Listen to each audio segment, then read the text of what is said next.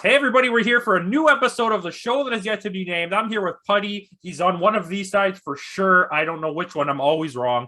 JD's underneath. He likes it in the bottom. Always do. That sounded really bad. But anyways, we're doing our best racing movies, our favorite racing movies, however you want to call it.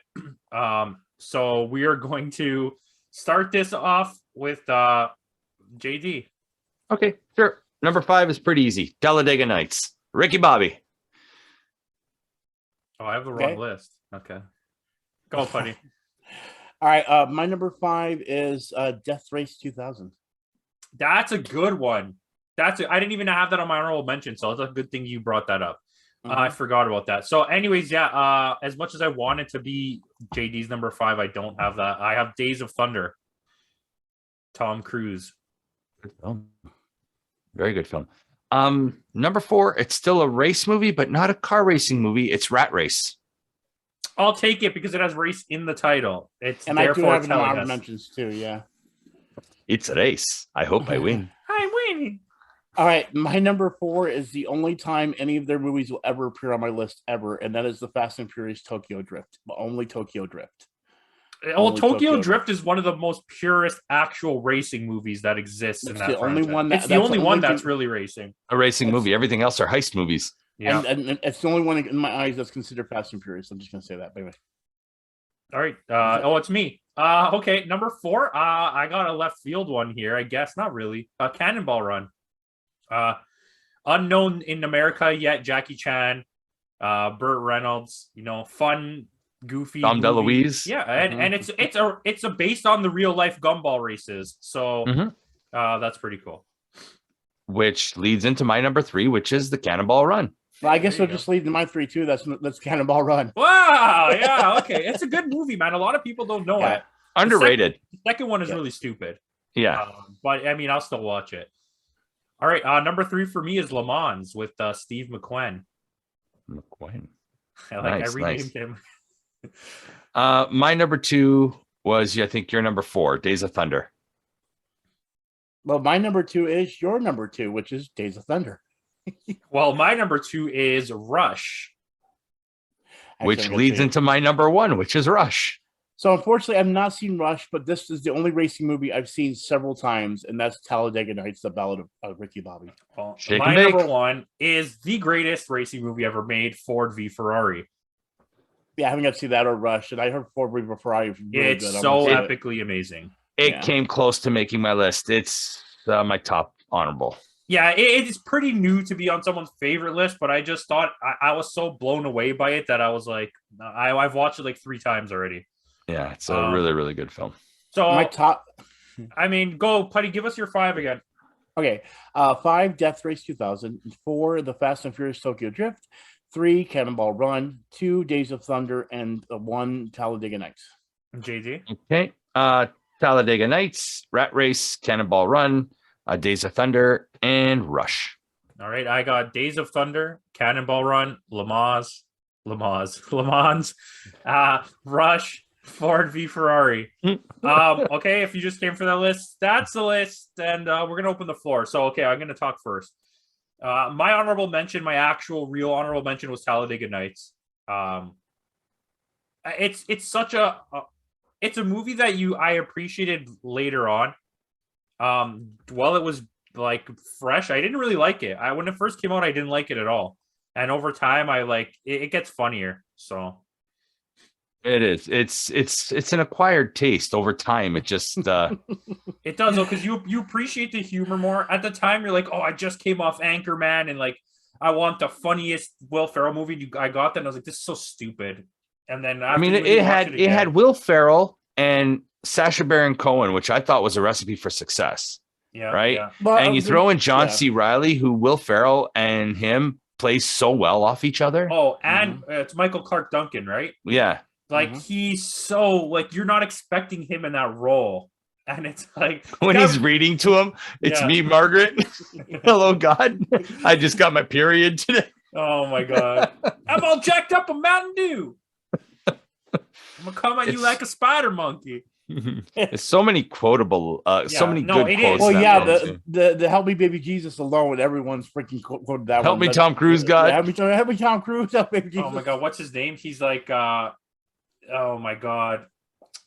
He's like Magic Man, and what's the other one? El Diablo. It's Mexican Diablo. for fighting chicken. Fighting It's Mexican for fighting chicken. chicken. Yeah. Anyways, yeah. So what's your And Gary Cole as his dad. Oh, everyone in that movie is good. Yeah. Jane Lynch. Okay. What's Yeah. your honorable mention? Mine was Ford v Ferrari. It's still fairly new, like you said, to be on that list, but it was such a good movie. Yeah, and the racing was so realistic too. Mm-hmm. Putty.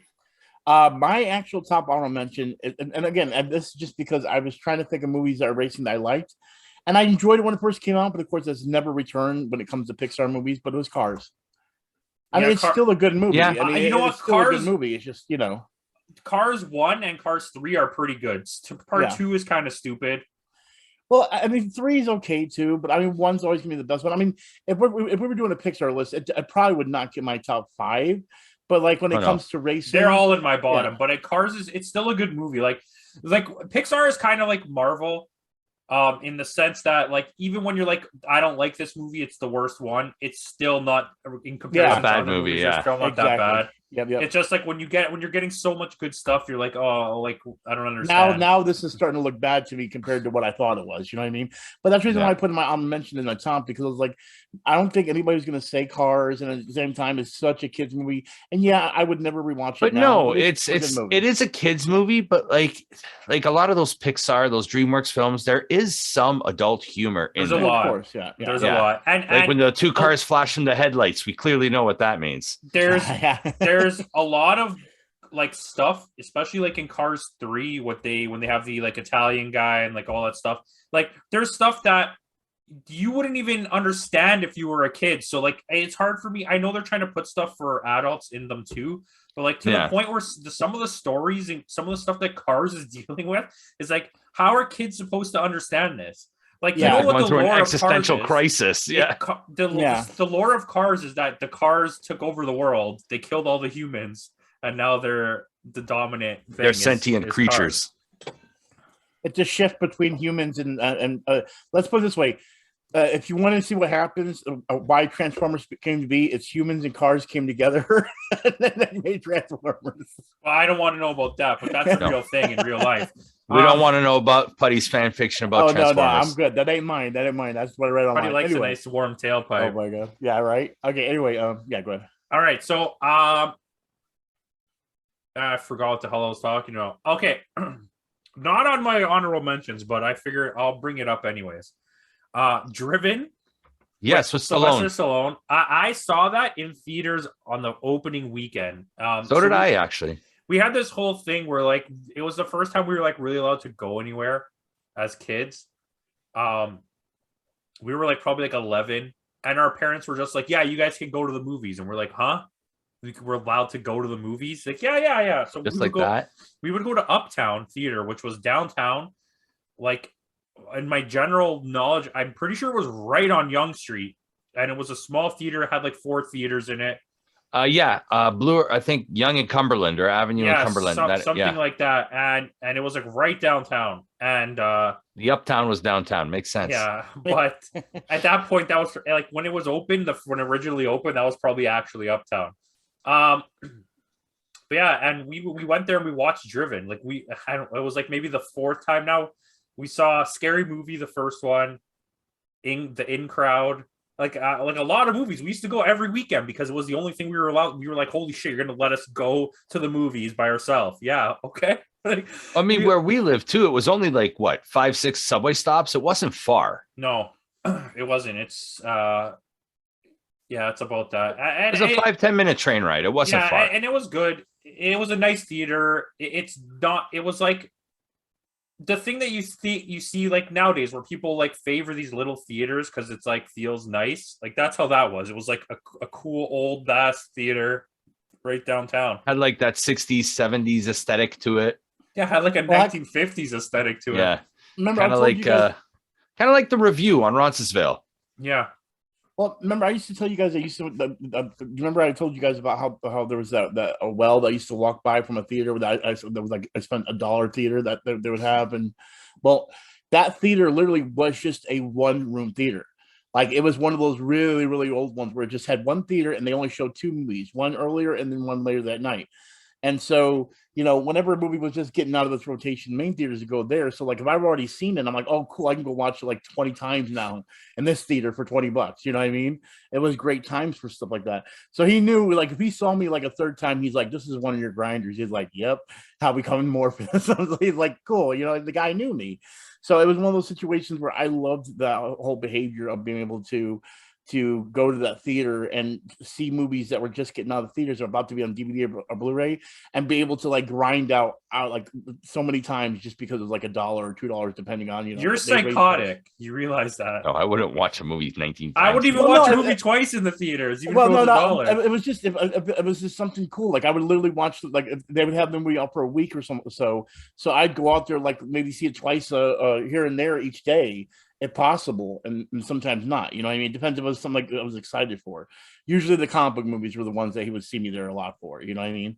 But we had one similar to that closed down at Sheridan Mall and at Woodbine. They were like the $2 movie. Yes, absolutely. Rainbow Cinemas. I was there every Tuesday night for $2 movies. And then you ride the Ferris wheel in the mall. Yeah, and then you get dogged because then the condiments, the concessions are what, like $50, and you're like, yeah, I paid $2 for this movie, but I gotta buy all these fucking kids food now. That was my dad, literally.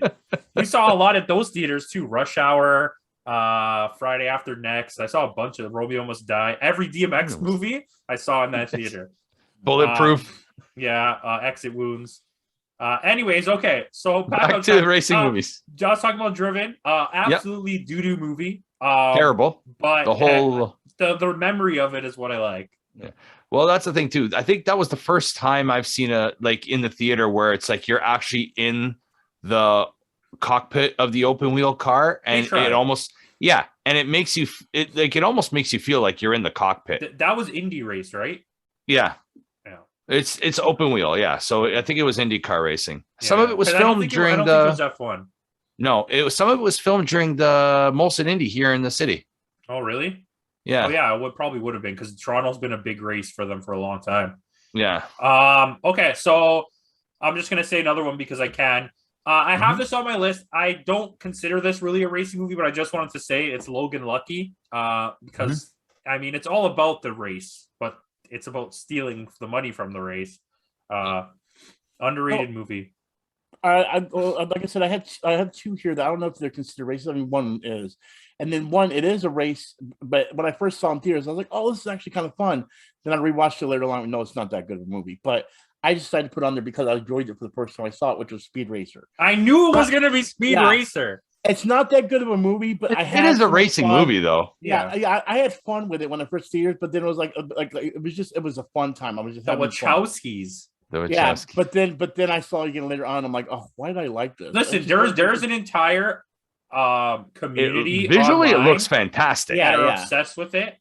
To them, it's like the best movie ever made, and it's like a lot of this. The Instagram movie community is very young, so they think whatever movie they liked as a kid is the best movie. Not their favorite. It's the best movie. So there's this whole community with Speed Racer, and I'm like, Joe, bro, that movie sucks.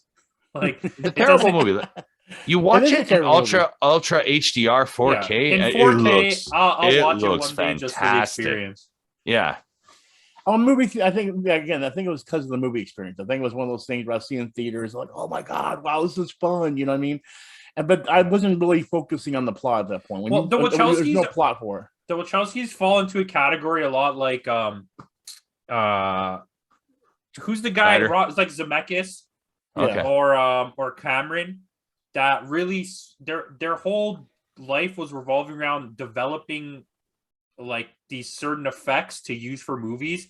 So they're just like when you go back and you watch their movies and you just watch it for what the effects of the movie are, or like the way they filmed it. It's a lot of their movies are really epic, but then it's just like there's nothing else there. Like Zemeckis kept trying to develop the photoreal CGI. That's why he made all those motion capture movies like Polar Express and other Christmas one. It shows that uncanny valley type of animation. Yeah. And then James Cameron has spent his whole career trying to make the technology so that he could make Alita. That's all he wanted to do. And then when he finally got the chance, he didn't even. He couldn't do it. He just produced it and let Robert Rodriguez do it. But apparently, we're going to get a sequel, so I'm happy about that. Yeah. Okay. But anyways, back to racing movies. Yes. Speaking of good-looking ones, it's not that great of a movie, but Redline, the anime, is such a visually great movie. Whether or not the movie's actually good is up to you. But anyone else have any? No, mine was like Death Race. Putty mentioned already, and that's on my list. A lot of it was a lot harder than I thought because doing a lot of research for this list. A lot of people are putting chase movies as racing movies. Yeah, and see, I don't want to put that. I don't want to put Bullet chase was movies. number one on like every list that I saw. Yeah, Bullet, The Italian Job was on there, Gone in 60, and those to me are not racing movies. Yes, that's why is a racing movie. Herbie, yes. Herbie Goes Bananas. Let's go with that one. Herbie Goes Bananas. I want the Herbie reboot with Lindsay Lohan. Okay. No, I got two more. I got It's a Mad, Mad, Mad World, which isn't really a racing movie, but they're kind of racing to get to the money, which is like Rat Race. So I'm going to count it. Which is basically what Rat Race is. They copied that movie. And then I have Last American Hero, or as it's now called, Hard Driver, with they changed the name. With Jeff Bridges, where he's a moonshine smuggler that becomes a NASCAR driver. It's actually a pretty good movie. That reminds me of another movie that they changed the name, and I found out years later, and I'm like, no wonder I couldn't find. There's so many movies like that, and it will shock you because you're looking up for this movie you remember watching as a kid, but now they've changed the name. Yeah, and I know that's happened before. And I can't think of the name of the movie at the moment, but yeah. Yeah, I wonder why you would do that. Why would you change it from Last American Hero? It's because I think it's because like they like a bad porno movie. Yeah. Well, the one I'm talking about, I think it's because they made another movie and the other movie was like totally different. I can't remember what it was at the moment now. That's gonna drive me crazy too. But I remember distinctly like, well, that's why they changed it. And I'm like, I guess it makes sense. But you never know. If Paramount made two movies called The Last American Hero and the new one they're trying to make money at the theaters, you don't want people getting confused with the old one. So you're gonna I'm gonna change the name of the other one. Makes sense. I don't know. Okay, so we don't have any more. You guys are good? Yeah, I'm good. Gone in 60 Seconds was on there, and The Love Bug. But Gone in 60 Seconds. Herbie the Love Bug. We'll count that one. Yeah. I'll also count Sonic because he's fast. Fast.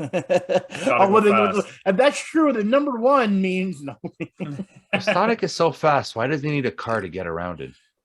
That was the funny part about why did he go on a road trip when he could just run? You know what's funny? They I don't remember who did it. I think it might have been Game Theory did a whole episode breaking that down. He's like he could have ran across the country in 12 minutes, but instead he drove in a car for like 2 weeks to get where he had to go. It was Film Theory that did it. Yeah, and it was so hilarious too. And he's like, he could have done it. And then they tried to explain it like he got lost in the ocean. Because remember, he comes back, he's like, da da da da da. You know what I mean? He's like, that's why he gets in the car. He's like, oh, because he doesn't know his way around. I'm like, he can literally run anywhere he wants. Yeah, they should have made it that he hurt his leg or something and he can't run. Yeah, exactly. Like broke a leg or something. By the time he got down to the gas station, you could have run to San Francisco, run around everywhere to look for it, and then come back and he'd be like just putting the nozzle in his gas tank. And he'd be like, I went all over the city. There's nothing. Now I need your help because I don't know where to find it. Anyways, that's it. Go watch Sonic. Good movie. And like, comment, subscribe. Go check out their channels. They'll be in the bio. Peace out. Nicolas Cage, Sonic Hedgehog 3. It needs to happen. And I'm gonna leave now.